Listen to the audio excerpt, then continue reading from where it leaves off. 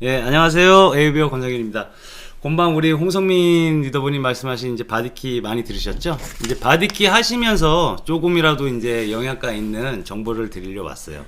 제가 오늘 말씀드릴 거는 위와 췌장과 당뇨에 대한 얘기를 하고 싶은데요. 위는 음식이 들어가는 첫 단추잖아요. 그쵸?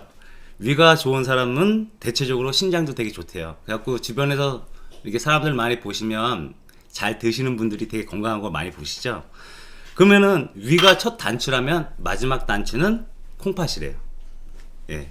우리가 단추가 있는 옷을 입을 때 위에 단추를 잘못 채우면 마지막 단추까지 잘못 채워지잖아요. 그러니까는 첫 번째 음식 먹을 것부터 잘해야 된다는 말씀을 드리고 싶어요. 그러니까 위가 좋지 않은 사람들은요, 전부 다 이제 상태가 안 좋대요. 예, 예. 그러니까 이제 인천회를 구성하는 이 점막이라는 것이 있는데, 이 점막이라는 성분은 어느 특정한 곳에만 있는 게 아니라 다 연결이 돼 있다 그래요. 그러니까 점막의 우리가 혹시 이제 점막 그러시는데, 우리 입천장을 보시면 아시잖아요. 우리가 뜨거운 거를 먹었을 때 입천장이 까지거나 아니면 거친 음식 먹었을 때 이렇게 입안에서 이렇게 만드는 거를 느끼는 게 그게 다 점막 성분이에요. 그리고 점막이라는 특정 성분은 뭐 어디 한 군데만 있는 게 아니고 우리 인체 전체 항문까지 다 연결이 돼 있어요. 그 주변에 혹시 이제 암이나 그런 환자들 보시면은 암이 전이됐다는 말씀을 많이 듣잖아요. 근데 암은 전이 되는 게 아니에요.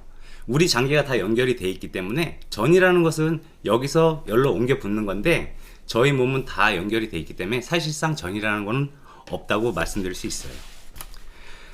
그리고 만일 그대로 우리 장 중에서 한 군데가 안 좋으면은 다른 곳도 이미 병이 들고 있다.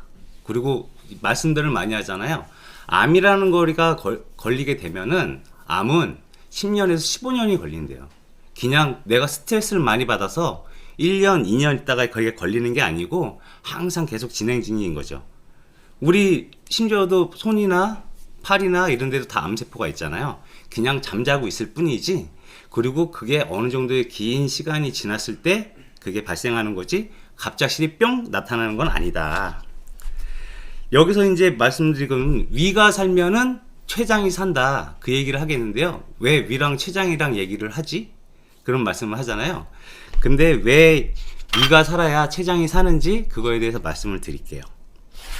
위는 되게 신기하게 생겨 있는데, 위는 옆구리만 툭 건드려도요 구역질이 나고, 그 다음에 우리가 오바이트를 할 때 손가락을 넣어도 음식을 거부해요. 그쵸?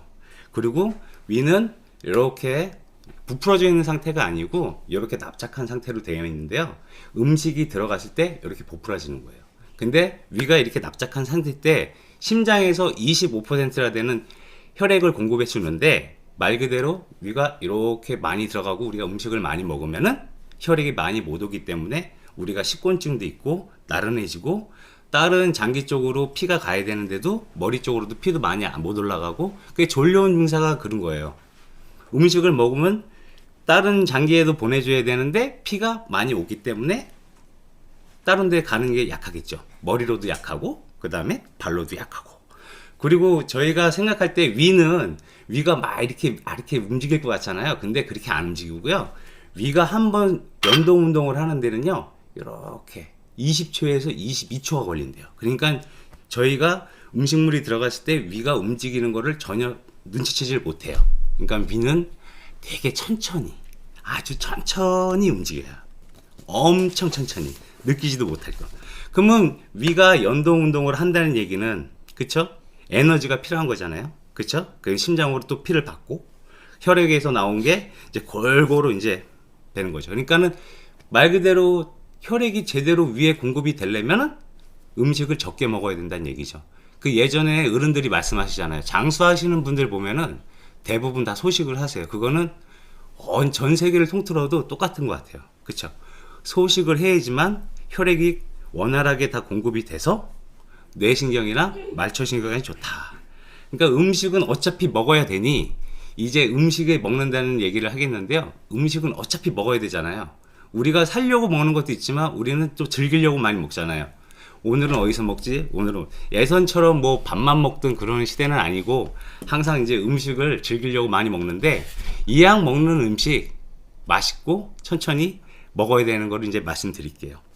우리가 음식을 섭취를 하게 되면은 우리가 씹잖아요. 씹으면 침에서 페로틴이라는 성분이 나와요. 이 페로틴이라는 성분은 우리 이 침에서 나오는 면역력, 우리 몸을 지켜주는 면역력 성분이에요. 침이라는 거는.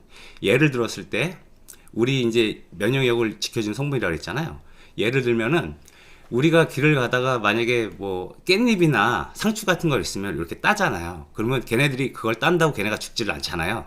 그거는 자기네가 자기를 지키는 자기만의 보호, 그 치유 능력이 있는 그 세포 때문에 그런 건데 우리 인체에서도 똑같이 그 페로틴이라는 성분이 있어요. 근데 제가 오늘 이렇게 말씀을 드릴 거는 침 속에 있는 페로틴 성분을 얘기하는 게 아니고 아밀라아제, 많이 들어보셨을 거예요. 아제자가 들어가는 거는 다 소화 효소다. 갖고 오늘은 아밀라아제에 대해서 말씀드릴 거예요. 이 아밀라아제를 말씀드리는 이유는 아까 심해 다이어트에서도 말씀드렸다시피 일단 먹는 거 자체를 잘 먹고 그러면은 다이어트에도 상당히 도움이 많이 된다.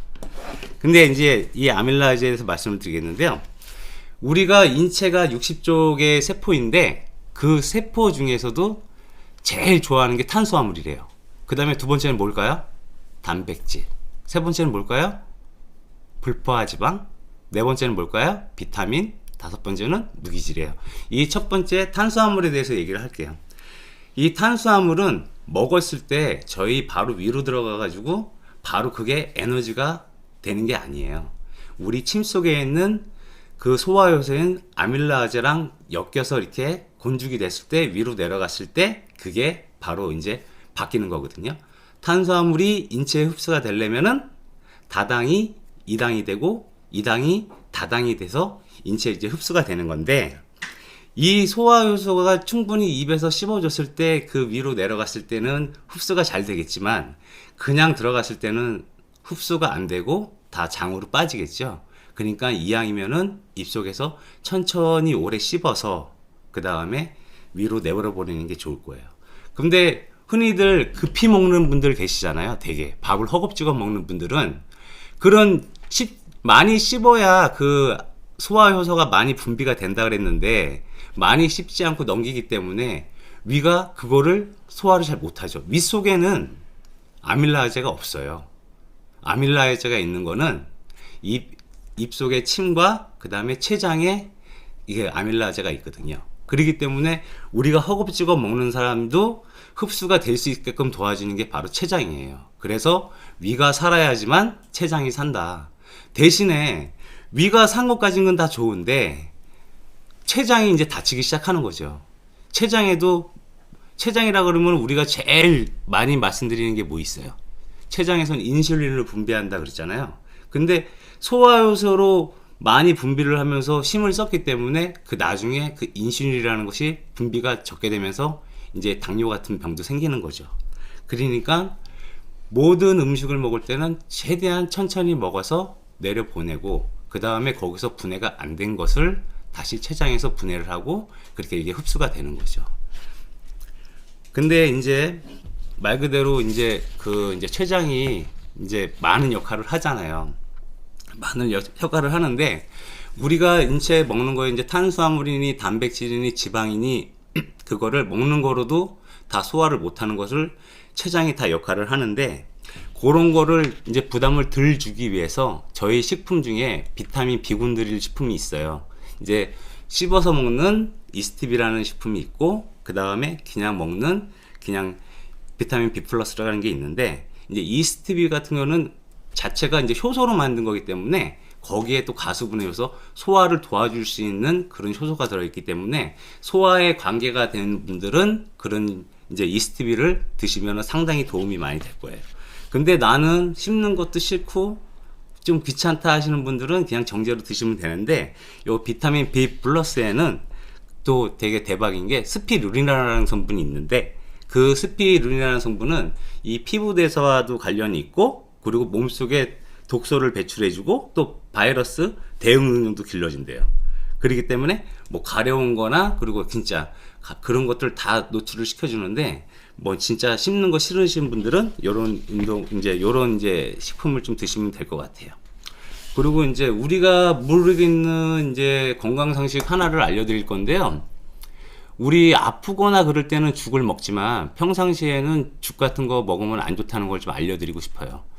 근데 보통 사람들 같은 거 그렇게 생각을 하잖아요. 죽은 그냥 바로 먹으면은 그게 다 분해져 되어 있으니까 들어가면 소화가 잘 될 거다. 근데 절대 그러지가 않아요. 죽은 갈려져가 있는 거지 그게 영양소가 다 바뀌어져 있는 게 아니에요. 그러니까는 만약에 그 죽을 먹었을 때는 우리가 아까 침에 말했던 침에서 아밀라제도 많이 안 나오고 술술 넘어가기 때문에 위에 들어가는 거죠. 그럼 위에 들어가면요, 위에는 말씀드렸잖아요, 소화 효소가 없어요.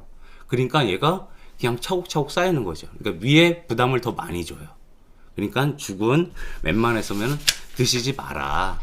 그리고 음식이 들어갔을 때 윗속에 3시간에서 4시간 정도가 있어야 이제 모든 다 중화작용이 지나서 이제 내려가는데, 밥을 드신 다음에 바로 물 먹는 건 안 좋다. 그거는 말씀 많이 드렸죠. 밥을 먹을 때 왜 물을 먹으면 안 되냐. 우리가 음식물이 씹어서 음식물이 윗속에 들어갔을 때 위에는 운동을 한다 그랬잖아요. 음식물이 들어가면은. 근데 운동을 하는데 그 운동을 할 때 서로 음식을 섞어주는 역할을 누가 할까요? 위가 하지만 위가 거기서 위산이라는 거를 분비를 하잖아요. 그럼 위산이 강력한 산인데 그거를 막 바꿔주는 거죠. 그렇죠? 그런데 그 상태에서 물이 들어가면 어떻겠어요? 위산이 중화가 되겠죠. 그러면은 소화에 더디게 일어난다. 그래갖고 가끔 가다가 물이랑 같이 먹는, 좀 뭐라 그래야 돼요? 일반 따로 떼야 되는 거 말고 같이 섞여져 있는 거 보면 소화가 좀 더디다는 거를 좀 많이 느끼실 거예요. 그러니까 이왕이면은 물은 되게 힘든데, 우리가 식당에 가면은 물 한 잔 먹고 밥 먹고 또 물 먹고 그런 식으로 하는데, 밥 먹기 전에 한 3, 40분 정도는 물을 안 드시는 게 참 좋고요. 이제 어차피 다이어트를 이제 도전하실 거니까 말씀드리는 거예요. 물을 안 드시고, 예? 밥 먹기에 한 3, 40분 전에는, 그 다음에 음식을 다 드신 다음부터는 한 2시간에서 3시간 이후에 물을 드시는 게 조금 힘드시겠지만 그게 상당히 많이 도움이 된다. 그런 다음에 그 시간이 지난 다음에 물을 드시면은 위를 딱 씻고 내리는 역할을 한다. 그렇게 얘기를 드리고 싶어요. 그리고 주변에서 보시면은 어머니들, 그 나이 드신 분들 팔자걸음 많이 걸으시고 막 그러시는 분들이 있잖아요. 근데 우리 예전에도 이제 방송에서 나왔지만 이 엄지발가락이 이렇게 툭 튀어나오는 무지외반증이라는 게 있는데, 그게 다 간 기능에서부터, 위 기능에서부터 온대요. 위 기능이 저하되면은 그 발이 이렇게 풀룩 튀어나오는 기능 거 있잖아요. 근데 말 그대로 텔레비에서는 하이힐을 많이 신어가지고 그렇게 엄지발가락이 툭 튀어나온다는데, 그거는 솔직히 0.1%도 차지를 못해요. 그러면 우리 어른들은 하이힐을 많이 신어가지고 그 엄지발가락이 툭 튀어나왔을까요? 그건 아니거든요. 근데 어르신들 보시면 항상 이제 일을 하시기 때문에 물에 밥을 많이 벌어 먹는 방법도 있고 막 그러시기 때문에 그런 게 되게 많아요. 그리고 또 한 가지 또 팁을 말씀드리자면은, 내가 가만히 섰을 때 남들을 봤을 때 왼쪽 어깨가 이렇게 축 처졌다 그러면은 위 기능이 상당히 저하가 되는 거래요. 그리고 또 봤는데 오른쪽 어깨가 축 처졌다 그러면 간 기능이 저하되는 거고. 그렇죠?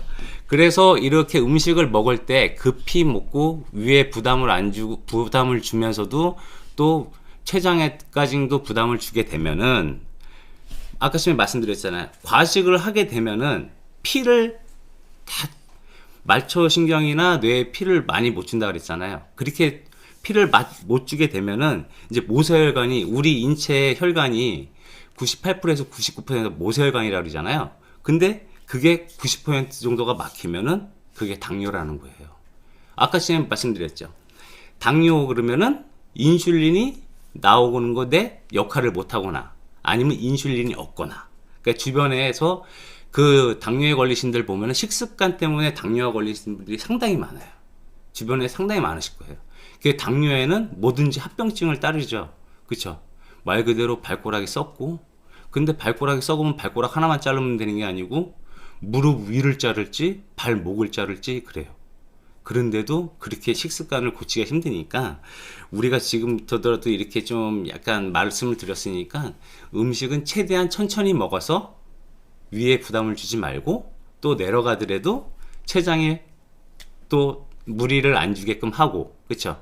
그래야 모든 이제 말 그대로 당뇨까지도 그런 게 없다.